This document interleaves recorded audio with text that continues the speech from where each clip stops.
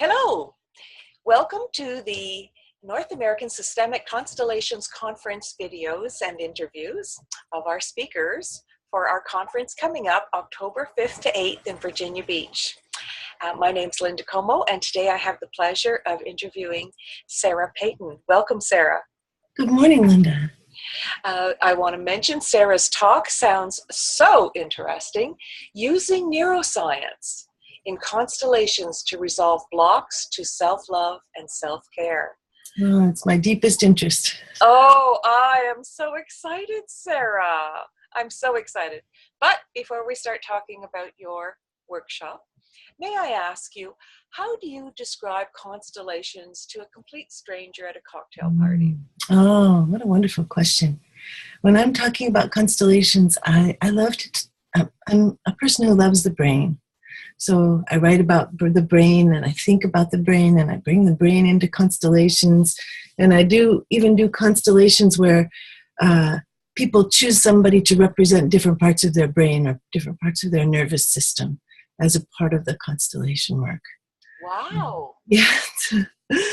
It kind of it gives people like a platform to stand on, to kind of look at themselves and go, oh, look at that, I'm human. I make sense. My experiences make sense. My struggles make sense. And so I would usually begin by talking about the brain. And then I would say, and so we take an issue, something that you would like to experience differently in your life, and we talk about it for a little bit. And then we invite you to choose from the people that are there, to choose the people who seem like they would do the best job representing different aspects of your question. So if your question is about your relationship with your mother, you choose somebody to represent your mother. If your relationship question is about an inner dialogue or a longing to be able to turn towards yourself with warmth, then you choose somebody to be the part that doesn't turn towards you with warmth, and the part that longs for warmth. What is this relationship? There's something about constellation work that lets us move into the fractals of being human. It lets us take a look at the large and the small patterns and see the ways in which our attachment relationships affect our present day intimacy, or allow us to see how old buried family patterns affect us. So it's a modality that permits deep exploration and a kind of accessing of group wisdom. Lovely. Thank you for that. And that leads beautifully into, of course, your talk about self-love and self-care. Yeah. Tell us, as I was reading this, I was super focused on two things. That you can acknowledge the signs of the blocks. Can you tell us a few signs? Sure.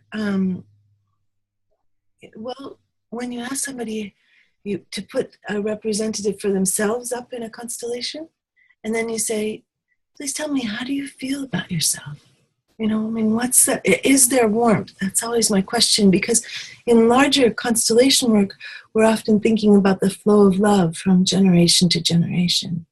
And so then is the flow of love reaching the seeker? Is the seeker aware that support is possible? Is the seeker, really, I think often it's a question of willingness, because the hidden loyalties that we work with so often in constellations prevent people from turning towards themselves with warmth, almost like they would be saying,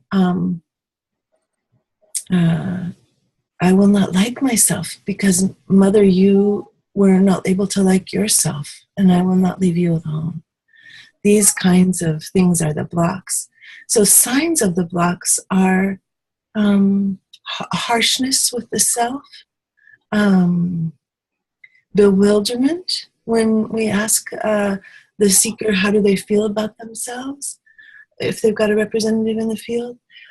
Neutrality actually is also a sign of a block. Well, I don't even know that person.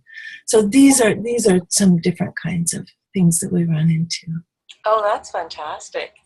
So let me give you the floor and tell us a little bit more how you would describe your workshop. Sure, sure. Well, um, since my deep interest is both what happens when we look at the brain. How does it change us to learn about our own brains and begin to have affection for them? How do we, when we're working with seekers, what kinds of things can we keep in mind that let us understand where entanglements might be happening that prevent self-connection? I've just been doing this work in deep exploratory detail in the last couple of weeks, and the range of things that prevents people from being able to turn toward themselves ranges from very clear classical constellation entanglements with grandparents or with I was working with one woman whose grandfather was deported and then he died early in the 20th century, and her block to her self-warmth was that she was so committed to him and so deeply loyal to him and so angry about his needless death that she had no extra energy to be able to turn toward herself. So that was a very classical piece of constellation work. But others that have been less classical were, for example, I was working with a woman who experienced some drug addiction and didn't want to turn fully toward the self because if she turned fully toward herself, she was worried that the drug addiction would come back. So there's a way that we'll kind of, just like families take parts and put them outside the family system, exclude them in order to hopefully make the family work better, we take parts of ourselves and put them outside of our own internal system in the hopes that we will work better. So how do we, figure out which playing field we're in a way, is one of the questions that I'm so interested in. And what do constellations show us? They are magical unfoldings. Yes, yes. Another point that caught my eye was the purpose of shame. Oh, yeah. I have been lecturing about and thinking about and wondering about and exploring and doing workshops on shame for a number of years. And the way that it's deepening in for me is feels really radical. And that is to ask the question, when you feel shame, how are you alone? How are you unaccompanied? For example, if we have body shame, as I do, if I ask myself, how am I alone with my body in this moment? What would it be like to imagine myself surrounded by friends who love my body? What would that be like to be experiencing my body being held with affection and warmth? It's a radical challenge to our North American isolationism and sort of alienation to begin to wonder this question. When I have a shameful memory, how was I alone in that memory? What happens if I'm actually surrounded and loved? This question, I think, has been birthed in me through my constellation work because of the incredible resource that ancestors become, or that other kind of natural forces become. As we do constellation work, we become more and more aware of our resources and our supports. And I think that this lived experience in constellations of creating accompaniment and creating support lets me deepen into the neuroscience questions even more fully.